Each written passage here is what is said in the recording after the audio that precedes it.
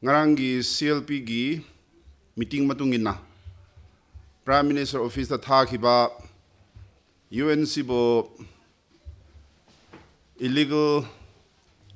organization oina lauthopio haibigi matangda akhoi madugi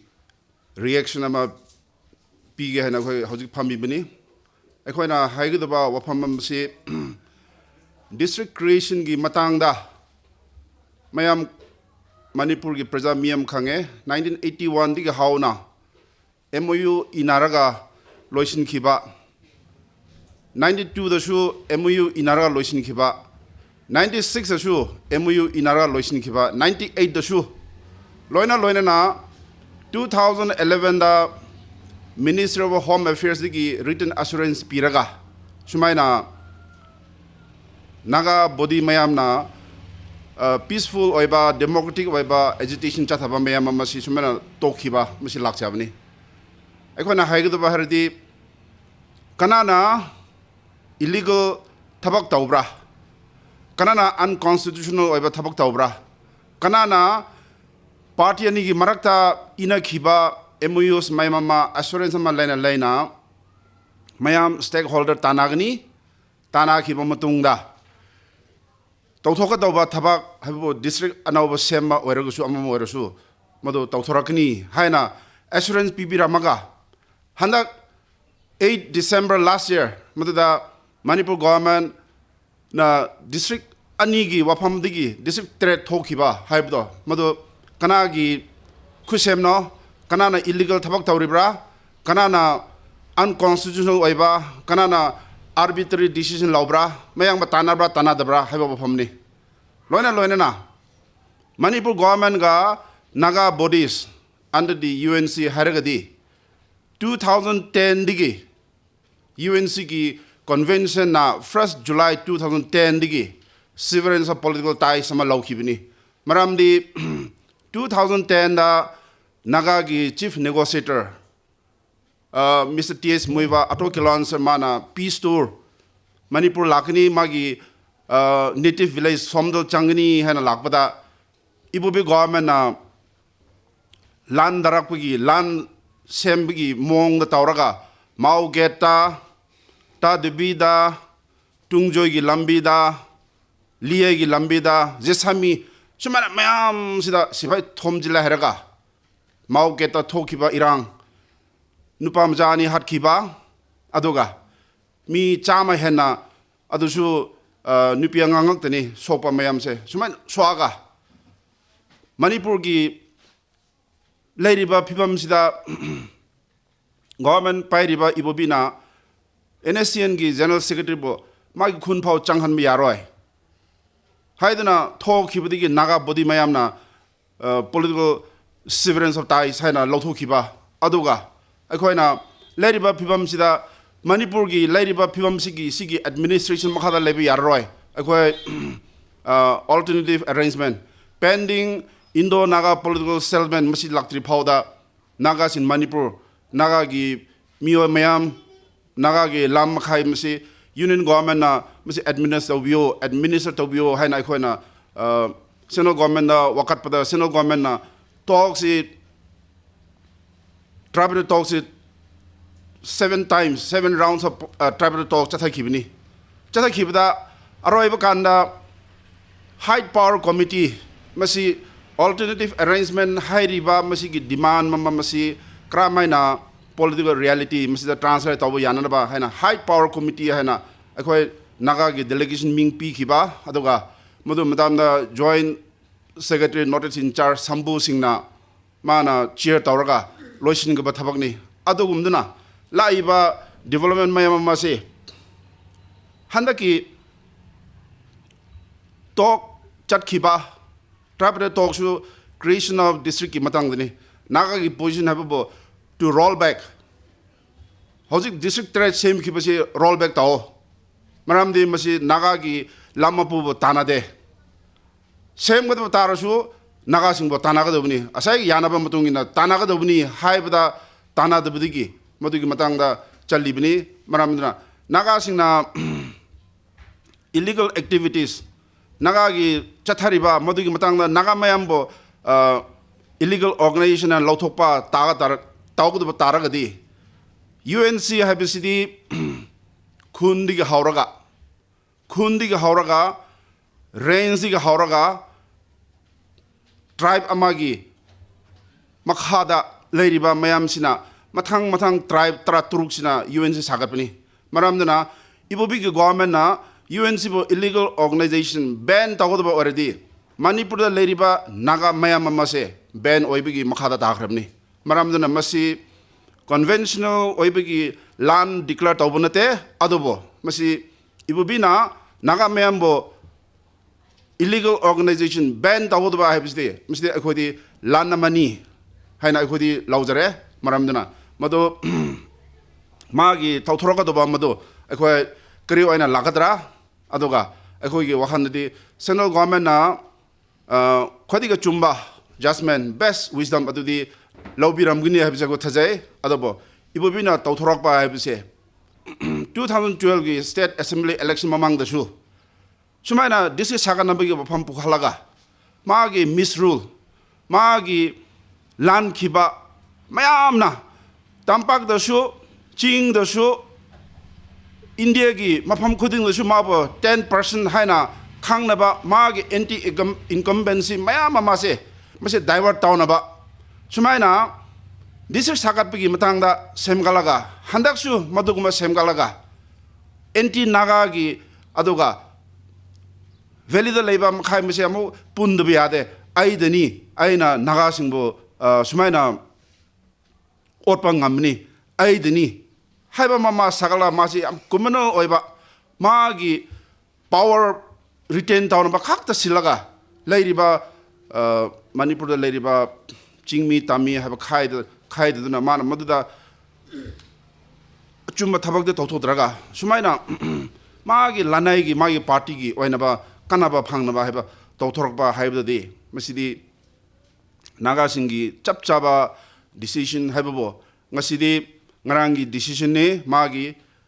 ngarang chidi I khrabne ngasi sunday ni adana UNC na kadongai meeting kawduribno kawbaga loinana chapchaba thabak haibise soidana pangthokpa yai bise khoi gi thajabni hojigi ena first mayam gi mamangda ena clarify tawning madi ekhoina tawriba khodliba si ekhoi community ama busu target tawbnate ekhoina tawriba si government of Manipur bune one aduga ekhoi gi ancestral homeland haibatarabdi it is a well established position ne nagapun maksi must come out to defend protect and safeguard our ancestral homeland haibasidi adum oina masigi position si yamna firm oina le aduga ngarangi CLP na government of hojigi prime minister ngonda adum oina hardship pe khot pe haina ikhat pasi ekhoibu yamna angak pa oina thokeba Nagagi ancestral homeland haibatar during Shagi Haikiba Kumna 81, 92, 96, Hojigi 98, 2011 haibasi chap channel lere. Musiguma potok ama thoropaganda Irang toge haibasi mystery bobi chap channel kange. Aduga mahagna muka taushin bai basi. Mahagna situation create taubani. Manipur da leba mayambu mana hardship pige haina. khangna mahagna tawkibane aduga ekhoigi movement haibasidi political movement ne asi yamni shengrabne nokoin su yengbio MOU kya tawkraba written assurance kida chief minister ki mamangda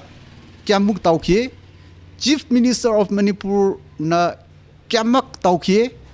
Manipur gi cabinet minister na MOU da kyamuk shoi tawbi khiabasi lot pa yadaba hard copy da lekraba prithvi da chaithokhraba document ni aduna chief minister mahagi mamang da chatkhiba mayam aduna masidi political ni tanadarbadi masi tawthokpa yaroi haina mana khangna lot na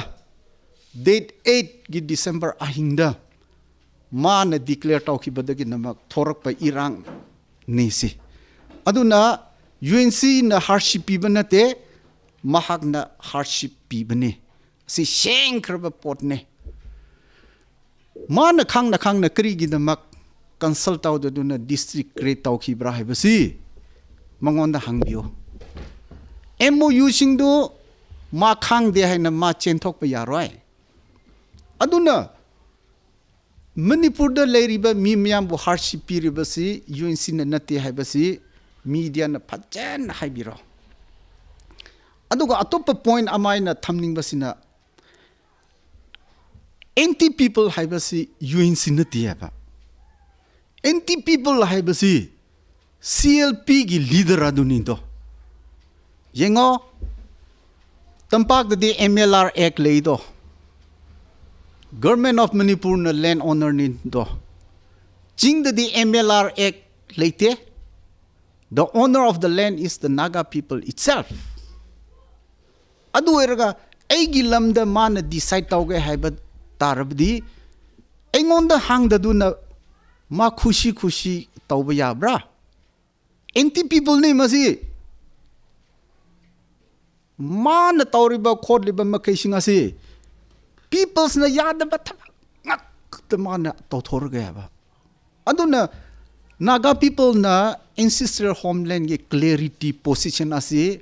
uphold tawduna leye safeguard tawduna leye haina khangna tawsin bai basi he is anti Naga anti people ne hai basi pachana noi nasu haibio aduga Masigi development lagna AD CLP gi maturity si how mature is the CLP meaning date 23 gi January da masigi issue si resolve tawse haina chief secretary na date 17 da trapatai talk meeting tawse trapatai talk tawse Imphal da tawse all secretary da tawse south block da tawse haina invitation lage again secondly 27th of January da government of India and the Ministry of Home Affairs na trapatai talk February gi 3 da tawse haina ekoi bu official invitation oina lage ekoi si anti people ni harabdi unlawful organization ni haiba tarabdi krigidama government of Manipur na ekoi ngonda officially trapatai talk tawsen invite toy krigidama government of India Ministry of Home Affairs na unlawful oye makoi na chathari basi unlawful ne hairabdi krigidama government of India na ekoi ngonda trapatai talk tawrga